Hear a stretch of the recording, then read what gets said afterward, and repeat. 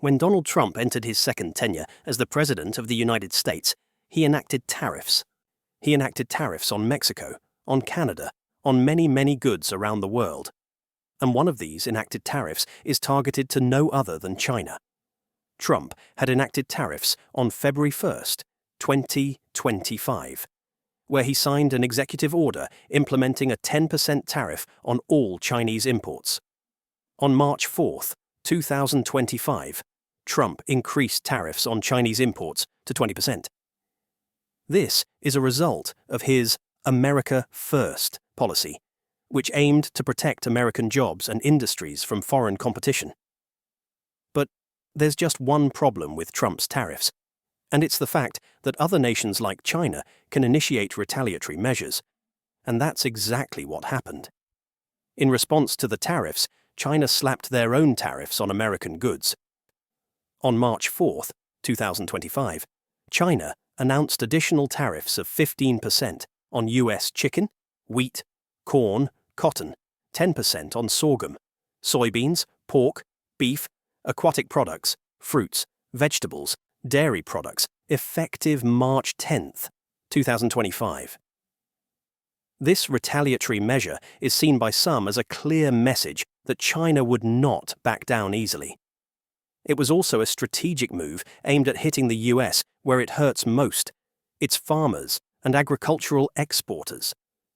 Many of these industries are based in states that heavily supported Trump, making the impact not just economic, but also political. But let's be honest here. Will these retaliatory tariffs from China actually hurt the US economy? Well, that's a tough question to ask, since it's still being implemented. But there is a way for us to understand just how these will impact the American economy, and that is by looking at the first tenure of the Trump administration. Back in 2018, Trump had also initiated a set of tariffs against China, which is what was known back then as the China-US trade war. Here's a graph on the US-China tariff rates from January 2018 to January 2023, as well as comparison to the US and China tariffs made to the rest of the world. Here, you can easily see just how much tariffs have risen from both sides. These aren't small tariff rates, they are massive.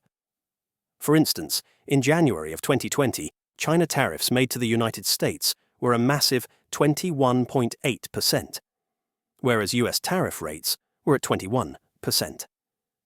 This is an enormous difference from back in January 2018, where US tariff rates to China sat at just 3.2%, while Chinese tariff rates to the United States at 8%.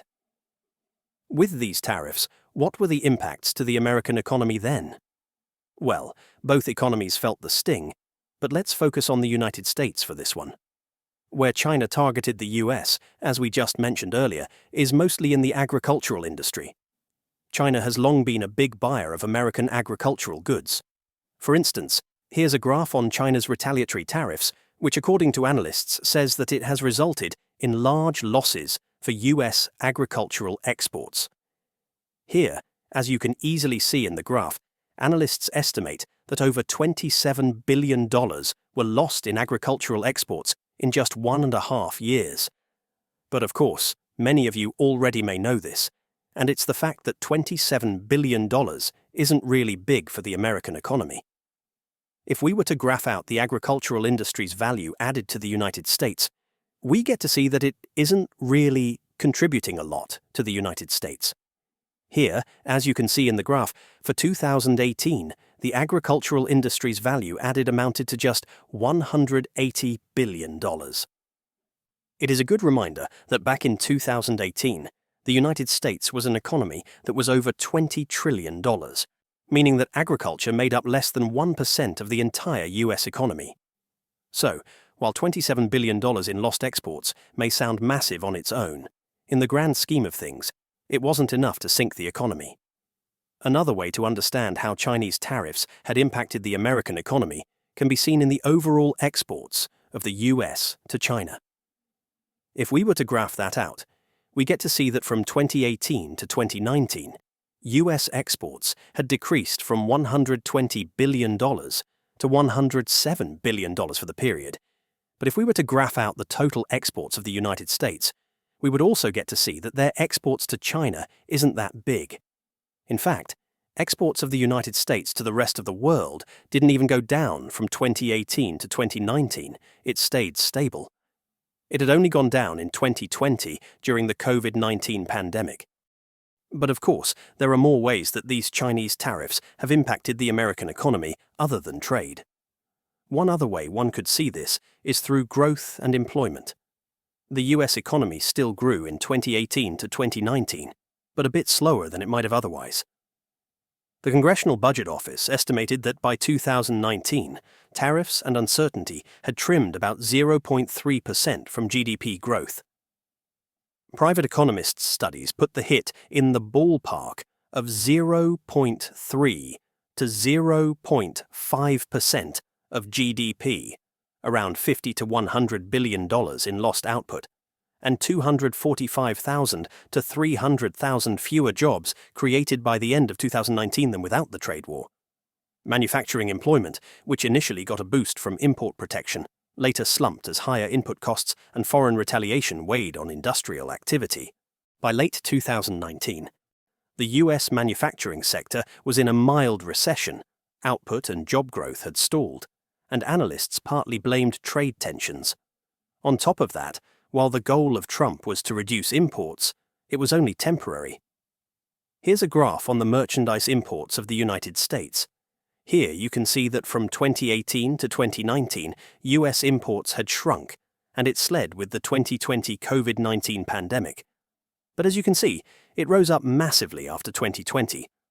This is because even though the US was not trading as much, or buying as much goods from China, it actually diverted elsewhere.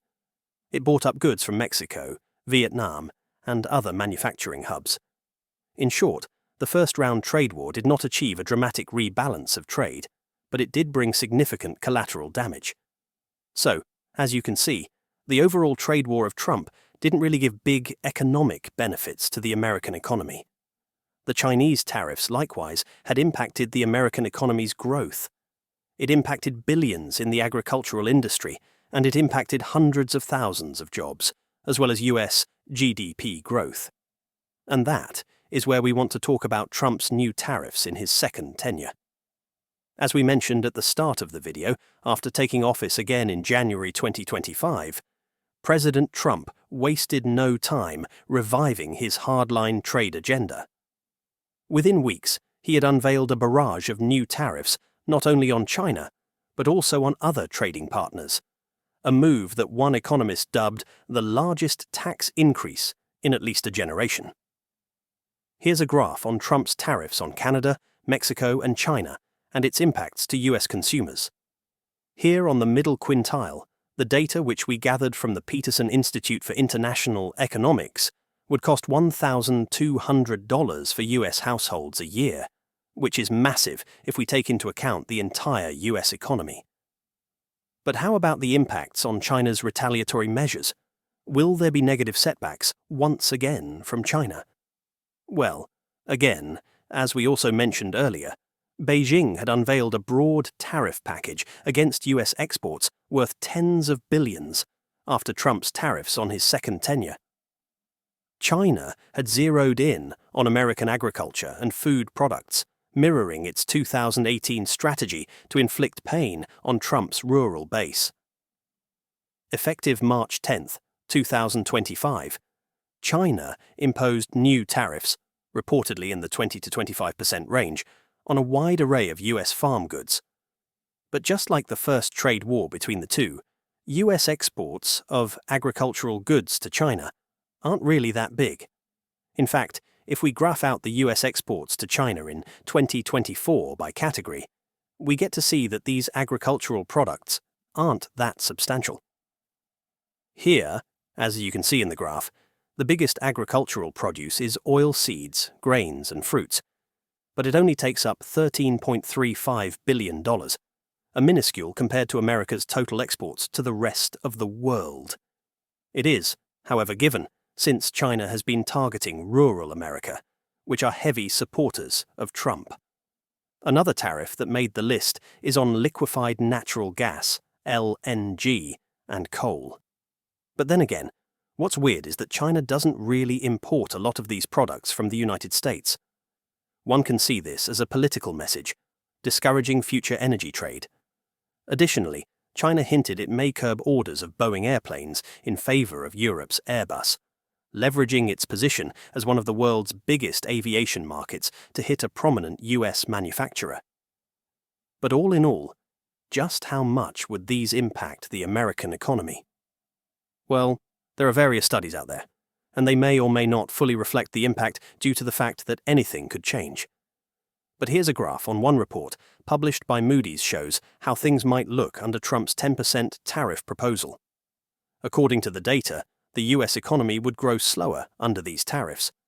For example, in 2025, real GDP would be about 1% lower compared to a scenario without tariffs.